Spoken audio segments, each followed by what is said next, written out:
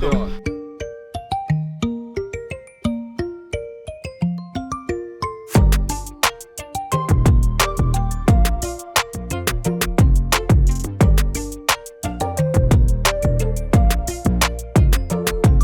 I'm done. I can't wait to get to that record. That's going to be a fun record for you. I can tell by how you was bobbing. That was literally us at like 11 p.m. on New Year's Eve because he was just like, this shit is fire. I was like, I don't care if my neighbors are getting annoyed. He's like, it's New Year's Eve. They don't give a fuck. He's like, turn that shit up.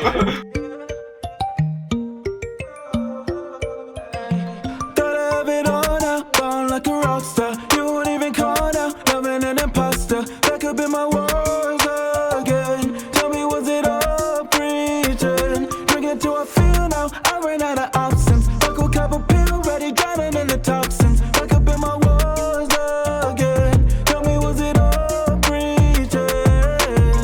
The energy's there for me, but the small subtle things have to be there for you before we move forward. Yeah. So you have to be able to make that decision. I'm not gonna make that decision for you. It's on the bot.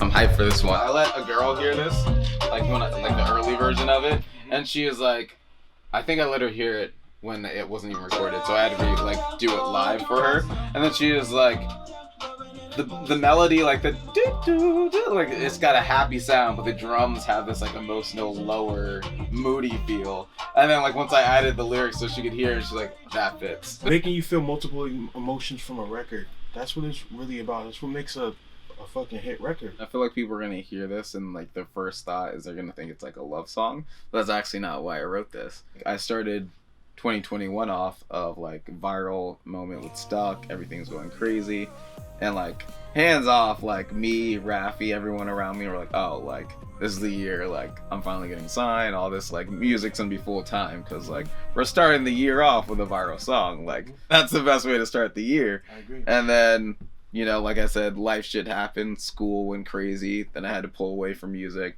then I started working again, another thing that just took even more time out of music creation. And then I just like every song that I tried to write after Stuck, it just wasn't at the same level.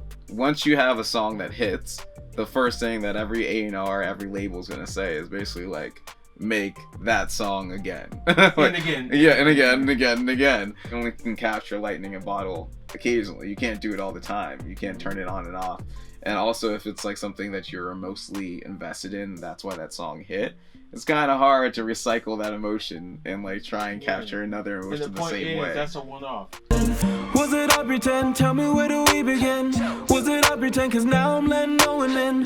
6 months still hide my sorrows. Never thought I'd ever feel hollow. Now my nights will blend. From running from the past, I'm holding in. Writing what I feel now, nothing to conceal now. Praying I'm a washed out, caving in. Love it all now, ball like a rock star. You won't even call out, loving an imposter. That could be my walls again. You know I love guitar beats.